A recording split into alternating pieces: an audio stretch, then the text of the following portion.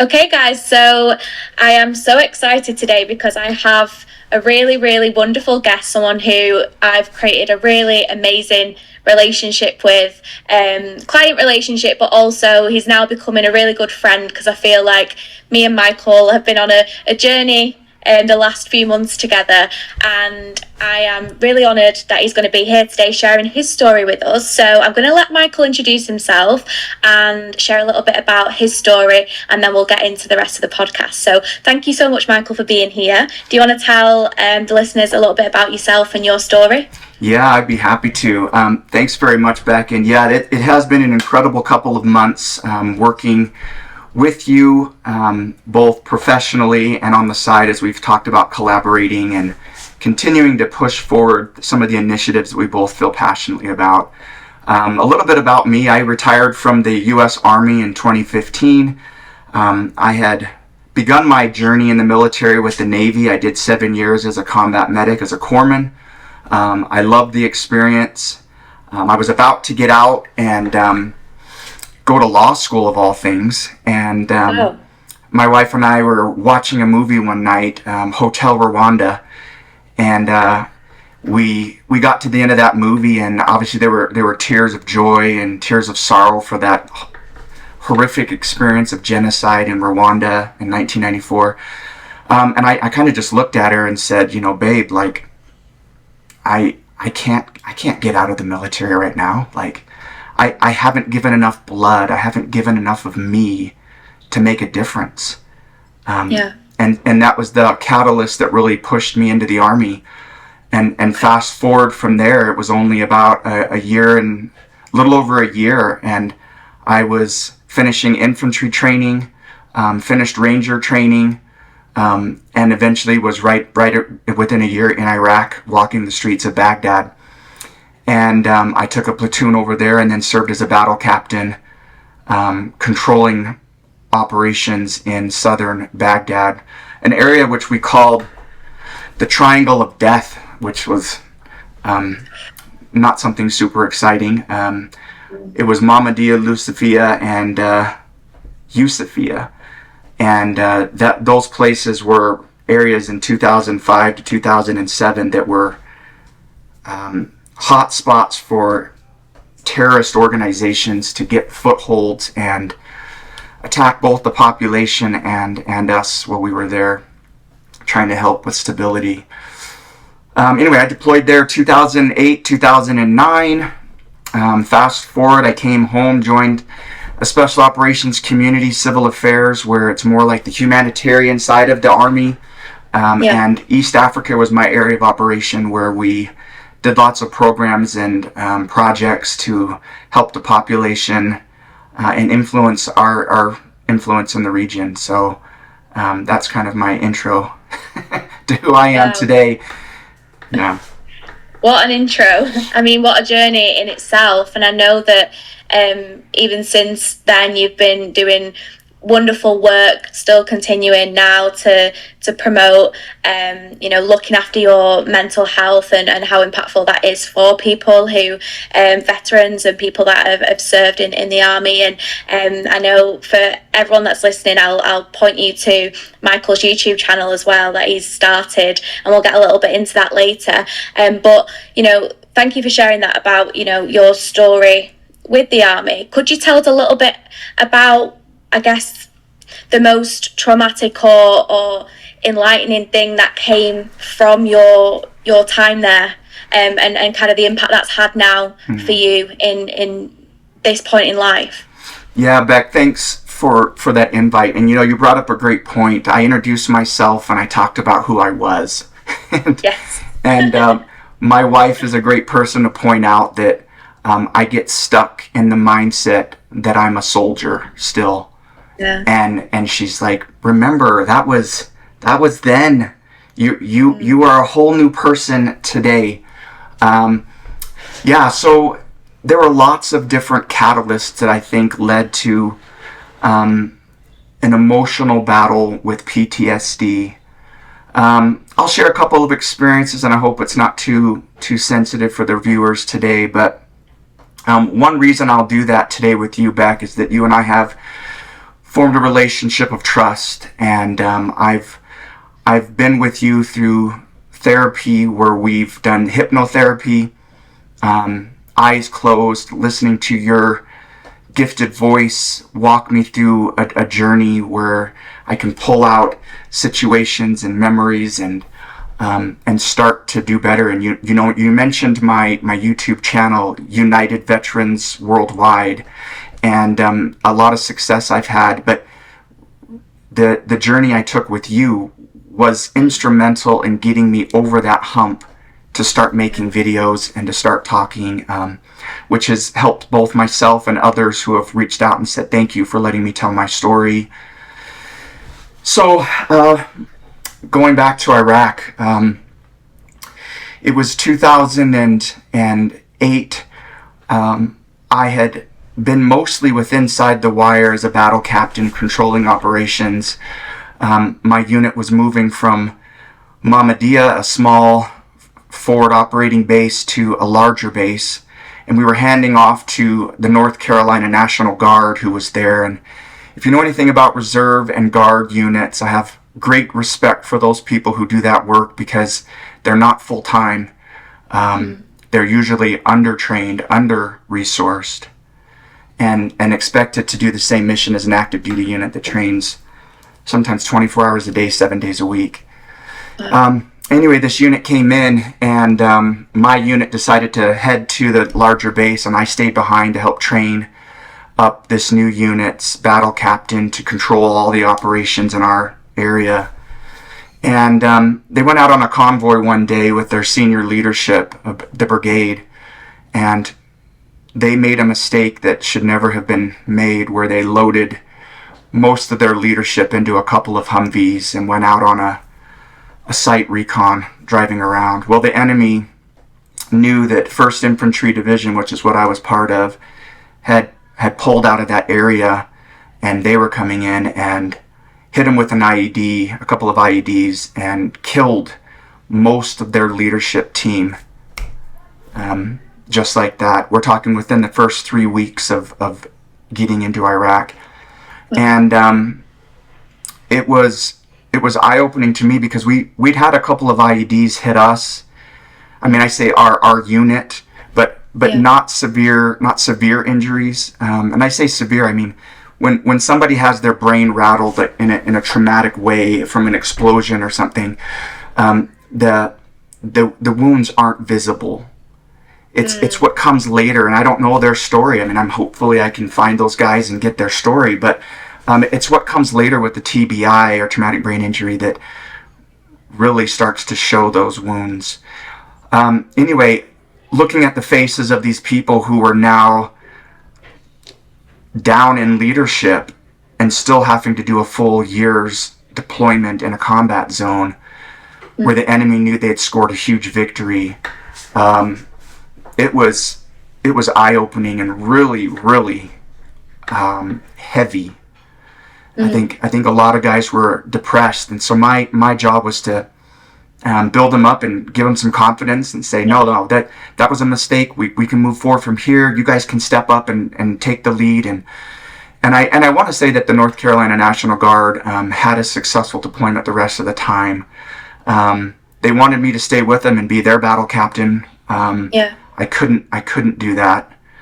And in hindsight, maybe I should have, because the experiences I had later were much harder for me personally. But it's an eye-opening experience when combat starts. We can train up for years ready for this, and then get into it, and it's an eye-opening experience when you face death, injured. It's a harder deal to mess with. Yeah, because I guess really nothing can, in a way, prepare you for that. I think you can do as much training and as much preparation as possible, but I can only imagine actually being there firsthand. You don't actually know how you're going to react in that situation. You may think you know, but you don't, until you're faced with it. I guess you don't know what's going to happen. What was it, I guess, about that in particular, was it as well, the fact that you felt you were having to take on other people's emotion, the fact that you've got other people around you that were left depressed and really down by what had happened, and you were there having to build them back up. Was that quite a heavy level of responsibility, would you say? I think so. I think the other issue is that I was able to empathize with their situation, and the reality of the danger we were in. You see, when we're on deployments in a combat zone, things that would, if I were a civilian like today and somebody shot a mortar at my home and blew off the corner of my room, would be like, what is happening? And there'd be fear and there'd be anger and there'd be all this stuff. But when I was in Iraq, I was in a container, almost what you would call like a Connex, you know, put all the shipping stuff in, they put on big ships. That's what I lived in. And one day we did get rocketed, and a mortar or rocket or something hit the corner of my container and blew it off. And I woke up at night and I looked up and I could see outside, and I was like, whew, didn't get me. And I went back to sleep. Wow. Wow, like the difference in mindset and reaction is crazy. It is, and it's not something they teach us what happened, but we just we lived constantly with that type of a threat that it became normal. Wow. And if I didn't anticipate immediate threat, then I would just roll over and go back to sleep. Yeah. I mean, it's irrational really to think like that, but that's how it was. And I think that led into what came later. My son was born 9 months after I deployed, so I wasn't there for his birth. I was on the phone, and that's always a hard thing because I love my kids, and of course I wanted to be there for his birth. But I came home at 9 months mark to do an R&R, rest and relaxation, they call it, so to speak. Yeah. Got to be home for 2 weeks and then go back to the combat zone. And it was that last couple of months of the 12-month deployment that became, for me, the most traumatic. I think I came back with the right mindset where I was already working 18 hours a day, go to the gym, eat something, go to bed for 5 hours, get back up and do the same thing over and over again day after day. And of course there were some hard things that we encountered, but I was eventually tasked to go help the 6th Iraqi Army Division set up a tactical operations center with 3 other guys, and which meant that we would live on the Iraqi base with a small chain and a 50 cal machine gun pointed towards the base, and that was our little compound. I think it was called U.S. Constitution or something like that. Anyway, there was a day where I was sitting in the Tactical Operations Center helping the Iraqis lead their mission and their patrols, and there was an Iraqi colonel in there, and he said, hey, we've got this schoolhouse on the other side of the base. I wonder if that would be a good location to set up a smaller tactical operations center and do some training. And I said, yeah, that sounds great. He's like, look, I've got this lieutenant coming, and he'll take you to that site. You check it out and see if it's going to fit your needs. I said, okay, that sounds good. And so I grabbed my M4, my rifle, and I picked one of my Joes, and I said, hey, you come with me, grab your stuff. And the lieutenant's like, he didn't speak English, but he was like, no, small. And I was like, what? So we went outside and we saw this small yellow car. And I was like, oh, crap.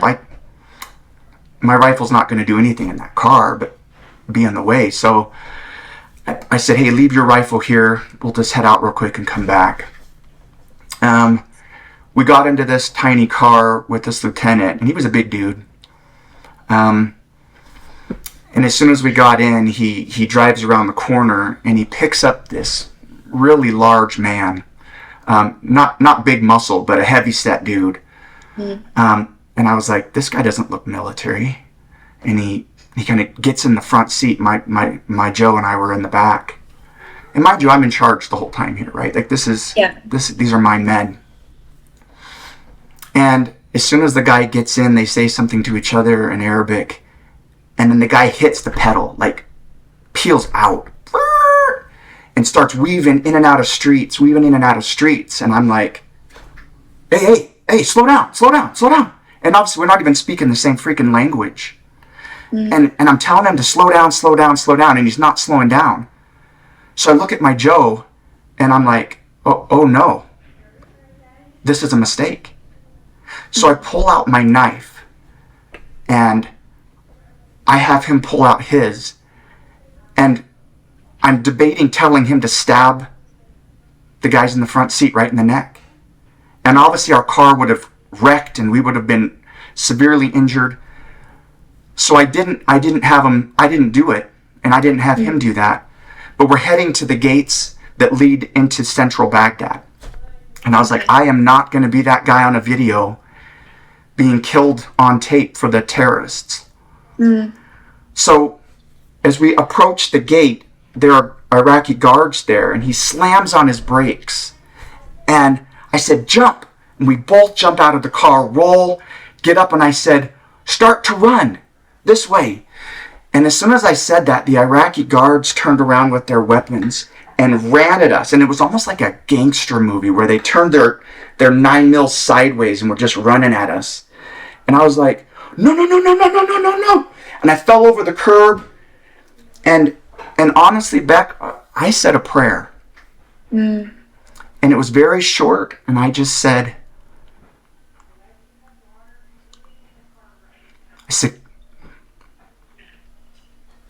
I said, God, help me. And I said that, and the guy running at us stops right there. And he puts his weapon down, and he turns around and he walks backwards. And I looked at my Joe and I said, run. Now mind, we're running. It's like a mile back to where we were. We're running through Iraqi army barracks.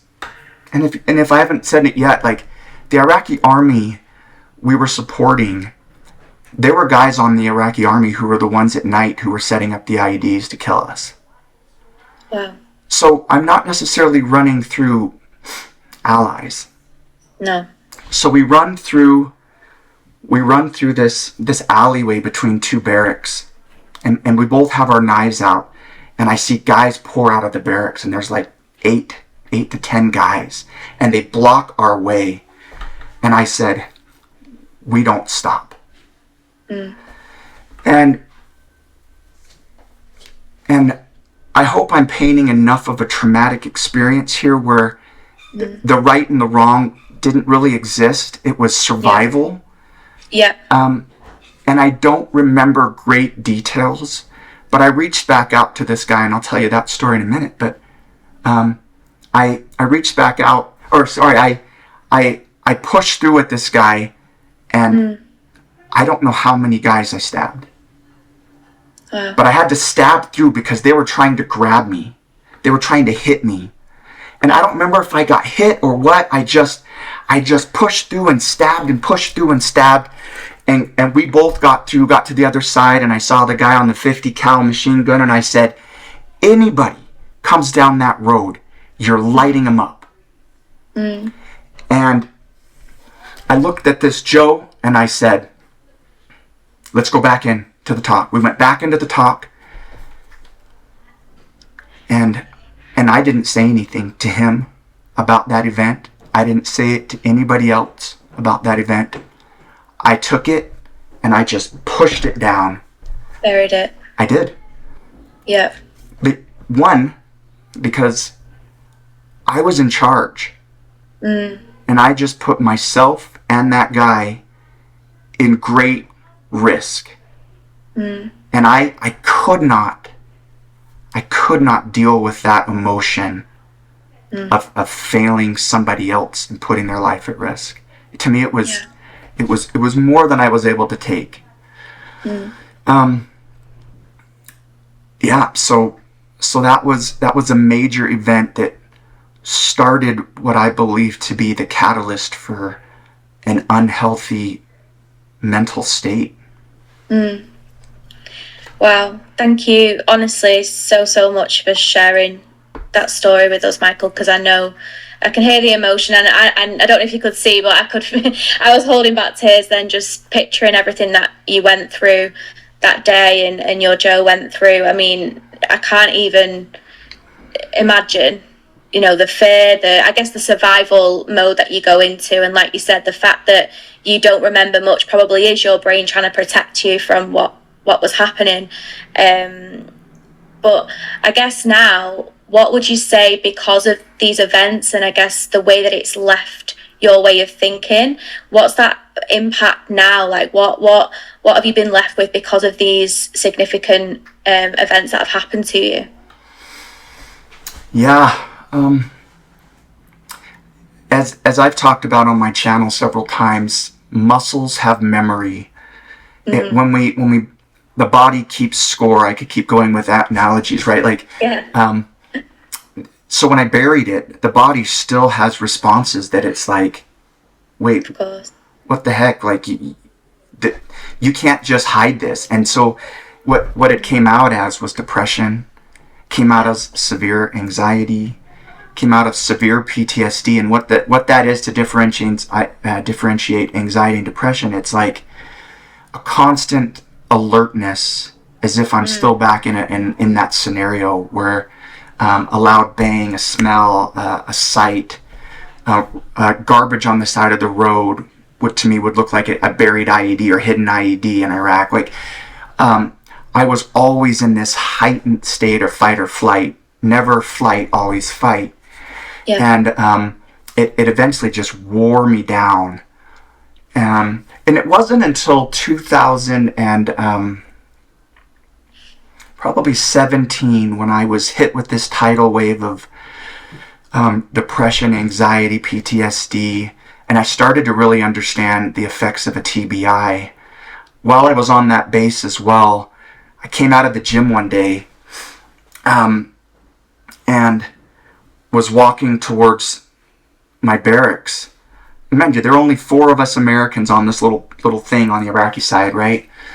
And I saw this explosion, and then the shockwave hit me and threw me back into a building, knocked me unconscious. I was just wearing like my physical fitness gear, like a t-shirt and shorts. I landed on my shoulder and on my head.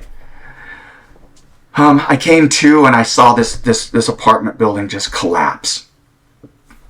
Somebody had driven a vehicle-borne IED laden with C4 and other explosives up next to this apartment building, a civilian building, and decimated it, killing like 600 people. Just a massive attack on a civilian population. But from that, a TBI ensued. Not just that. I jumped out of a plane once, got knocked out coming out. My chute opened, but I landed on my head. So all of these things, like with the TBI included, really led to some real suffering that I just couldn't explain. And one of the things the therapist said to me was, "Well, have you ever reached out to this guy, this Joe that you were with that day?" Yeah. Because I said, memories start to get clouded, and I'm not really sure exactly the details sometimes. There's some things that are really vibrant in my mind, others are not. So I found him.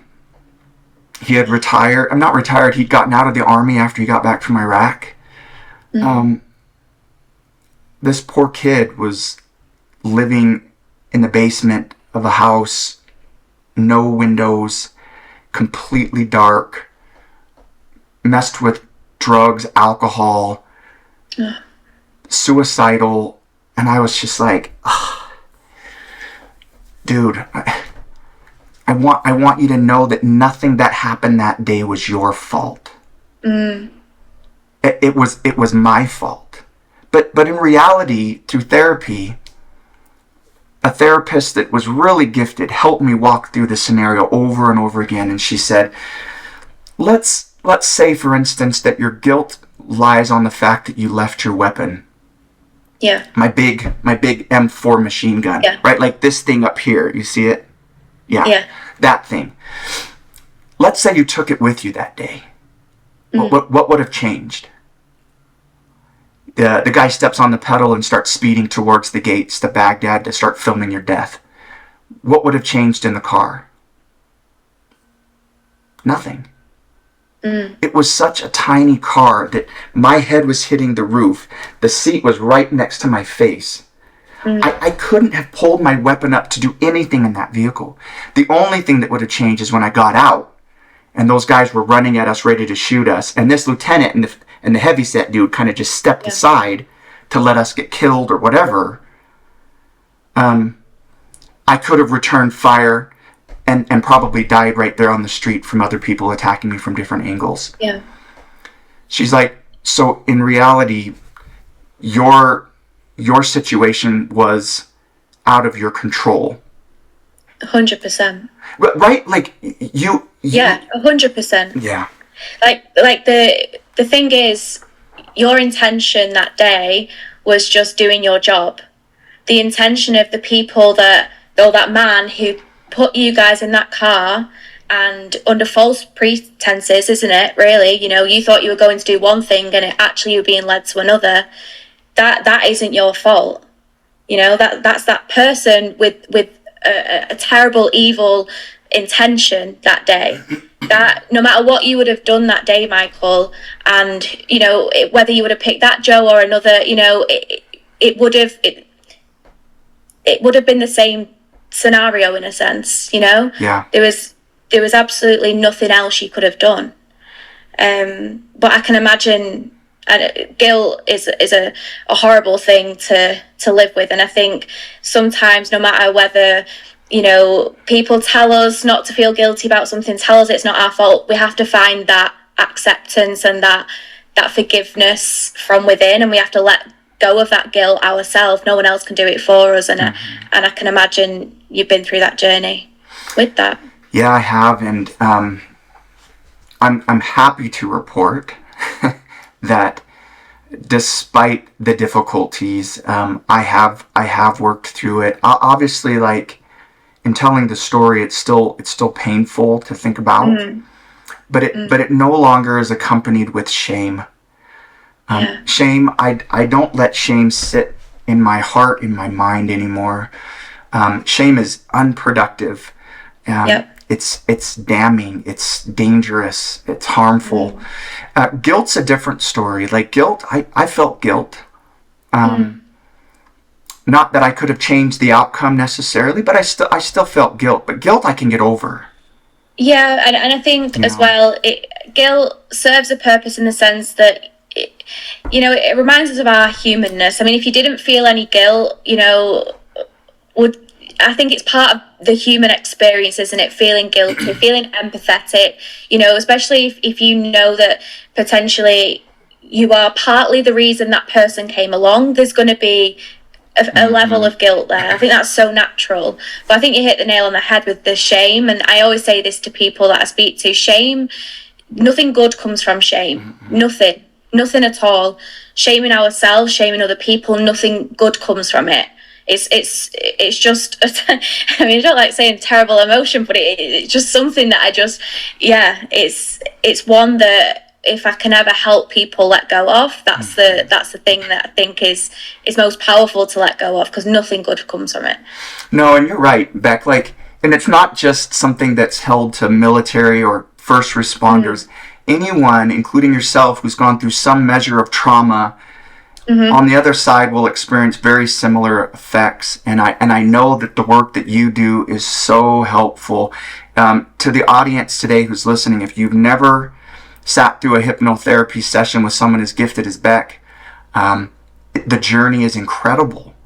Because what she really does is not put into our brains things that we don't want or controls our head, but really brings out suggestions of goodness, of wholesome, of courage, of a lack of fear, of the motivation to move forward. And it's been great. So while those experiences were pretty traumatic, Beck, I also had some wonderful experiences that really shaped who I am today. And it came out of my deployment with Civil Affairs in East Africa, where I was visiting populations who were hungry for knowledge, hungry for awareness and recognition, and especially in a place where there wasn't a lot of resources available. Plenty of education, just not opportunities for people. One example I can share is I went to West Africa on a couple-week mission to help the country of Ghana set up their National Disaster Management Program. Kind of a long name, but really it's how to handle crisis when it hits the country of Ghana. And as we're planning this stuff out, they get a call that refugees are pouring across the border from Côte d'Ivoire, the Ivory Coast, because of a civil war. And these senior leaders, like admiral and generals, started to freak out. Like, what do we do? What do we do? What do we do? And I said, we just planned it. Like, execute it. Let's get down to the stadium and let's get them all into the stadium so we don't let dysentery and cholera and all the other illnesses affect the population that were already downtrodden. So I stood by the gate of this huge stadium and we pushed people into the stadium. And there was one boy that stood out, and I can't for the life of me remember his age necessarily. He was short. Maybe he was anywhere between 10 and 14, something like that, but he looked young. Yeah. Anyway, I remember making eye contact with this poor boy who had tears in his eyes and was suffering, and pushed him into the stadium. Fast forward a number of years, I'm working at Amazon in 2015, and I'm an operations manager in a huge 1.3 million square foot building. It's just massive. Mm-hmm. Anyway, this guy comes up with a toolkit, and he's like a repair guy, and I said, You're from West Africa.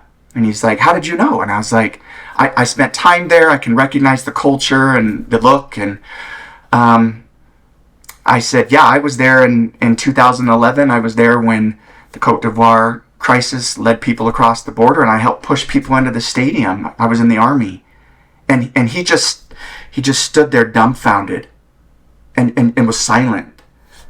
And I was like, oh no, I've said something wrong. Like, what did I do? Mm-hmm. And he starts to cry and he says, you were that army guy? Oh. Who was standing by the gate? I said, yeah, it was me. He was like, I was a little boy. And I was like, whoa. This is you. Wow. So it came full circle, and I saw things that I was able to help with impact people's lives for good. Yeah. And here's this smart, wonderful man standing before me, whose life has totally been made better. Mm-hmm. Changed me forever, that experience. You just never know the positive effect you'll have down the line, right?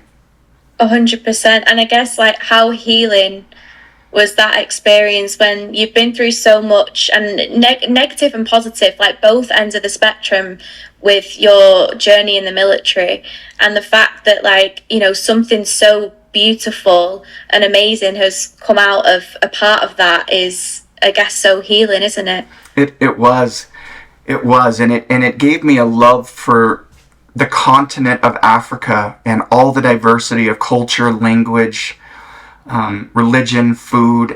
It was an amazing experience. And maybe if I can share one more experience that kind of leads me into what I'm doing today. Yes, please do. When I deployed to East Africa, I was there for a year. I created a One Health program which looked at the interaction of diseases, what they call zoonotic diseases, that were shared between humans and animals because they lived in close quarters. As an example, there was a people in Djibouti who were, I'm trying to get their name right.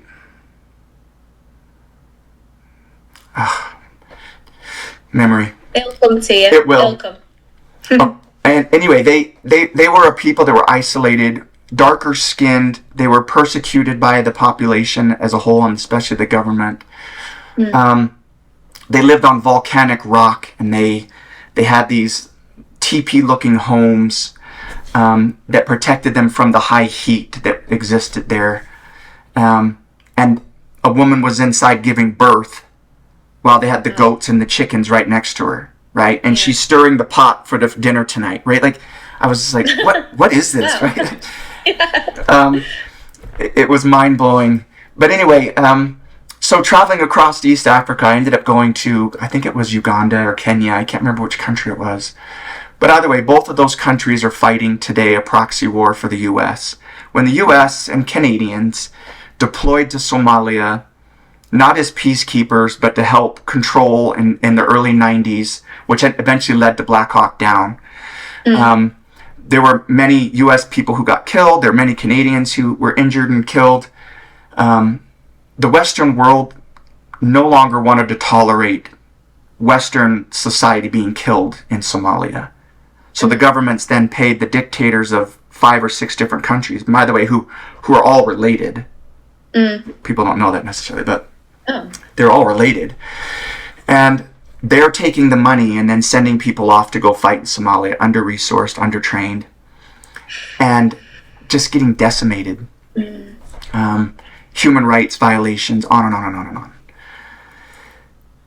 All at our expense. We're paying for this so that we don't have to die over there. Anyway, I heard a whisper that there was a colony of veterans who had returned from Somalia, and the government didn't want the population to see it, so they pushed them way out in the middle of nowhere. And I said, well, let's go find it. So we drove for a couple of hours, and we found this concrete village. And if I can paint the picture, it's cement cinder block houses, no windows, and about 15 to 20 of them. And I see nobody outside. It's like a ghost town. We kind of drive through the middle, and then we see hobbling out of the buildings are these severely injured people. And it was very eerie. And so I told my team, I was like, hey, let's get in this building over here. It looks like a big building. And it was like a kind of a stage. So I sat up there, and people by the hundreds filled this building. And then they cried out, help us. Help us. And I stood, and I got choked up looking at these people. One guy in the front was burned over 90% of his body. And I don't know when that injury took place.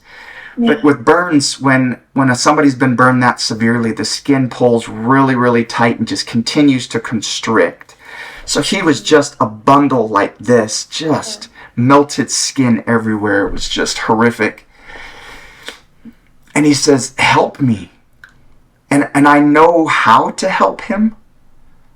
It would involve cutting and opening up, super painful, super high risk of infection. And I was like, I can't do that. One guy who was an amputee, I think he was an officer in their military, and he said, sir, what can we do? And I said, after World War I, U.S. and Canadian forces came home, and there weren't benefits to take care of shell shock. There weren't benefits to take care of amputees. So we had to protest on the streets of our government and petition for benefits. And those benefits eventually came. And there were some hard events that took place. There were police beatings. There was army pushing back against us veterans. There was all this stuff that the government employed to try to stop us, but we eventually won our veteran independence to get some benefits for our service. Canadians did something very similar. Canadians are still in a fight in a lot of ways for their own benefits today. But I told them, I said, this is where we start.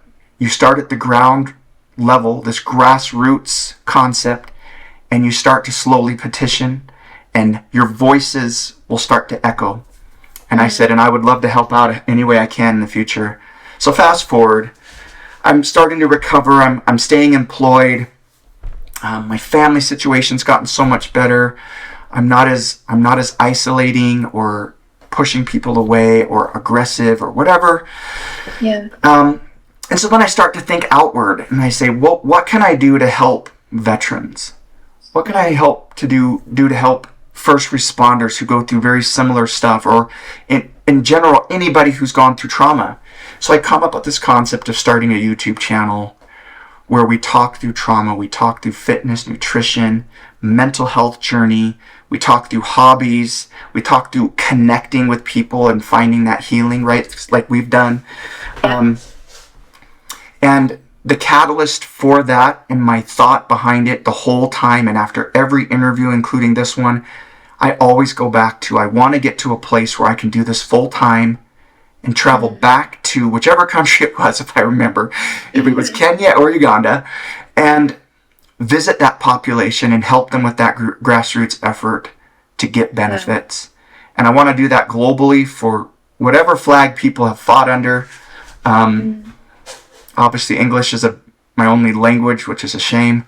But that's my goal. And having started that 12 weeks ago, I've had a lot of success. I've had a lot of great people to meet with. And I think this is our third meeting today, Beck, right? Yes, Online. And it's incredible. And I'm so glad that people have been able to see your content and hear your story, because it's amazing, and I hope that continues. But there's so much more happening right now. I've got a sponsorship with a supplement company who have seen my fitness videos. There's a sleep solution company that's willing to talk through solutions for veterans, sleep, and first responders, and I may even try to include people with trauma and get them a high discount so that they can get into a comfortable bed, pillows, blankets that will help them heal. There are so many things happening right now that I think at some point in the near future I'll be able to do this full time and start to really affect change. And mind you, like, one more thing, change doesn't happen in a silo by myself. Change happens by connecting with you, connecting with other veterans, connecting with other businesses who are like-minded and helping people heal. And that journey together, we all hold hands and walk the same path, and it has an incredible vision of what's going to come. 100%. Honestly, and everything you've said and everything that you hope for coming forward, I can see for you already, because I've seen from, in the short amount of time that I've known you, the things that you said you wanted to make happen, you've gone and made happen, and you've done it. And you've not just done it like a little bit, you've you've gone at it full force, and you put your all into it. And from knowing you now, Michael, I have absolutely no doubt in my mind that that goal of getting back to that place in Africa and helping those people, that you will do that. I know that for sure. I can put my full hand on my heart and say that you'll do that. Definitely. And I'm just so proud of you. I really am. And thank you. Everything that you've spoke about today, I know can be traumatic in itself, sometimes reliving and going back to these places. And, I really do understand that. And I think your story is powerful, and sharing it's going to help a lot of people. I just thank you so much for being here today. Beck, it's always a pleasure to collaborate with you. I've said it before and I'll say it again, that you have a gift, and I'm excited for your PhD journey, because it will only add more value and credibility to your talents already. You can change the world. You can affect people's lives for good. If you and I together can affect a couple of people and push them back away from that line of suicide or prolonged depression, and bring them into a space of light, we've won. 100%. And that's what I love. I think we've got such shared values and a shared mission in different ways, but still, like you said, all in the same way, in a sense. And that's why I think we connect on such a deep level. And I'm really grateful for this relationship and friendship. So yeah, just one last thing I want to ask you before we finish up is, at the very beginning, you mentioned how, you tend to still talk about you when you're introducing yourself as past you, the soldier, and that part of your life. Do you want to just talk about a little bit now who Michael is today? Like, who is Michael? Yeah. When I talk about this journey that I've followed on YouTube, and you've been there from day one. Mm-hmm. It's been an incredible journey, because when I get to a space mentally where I'm doing better, No, it doesn't mean I don't still have my moments, highs and lows, Yeah. but not deep lows. And there's so many more good days than bad days.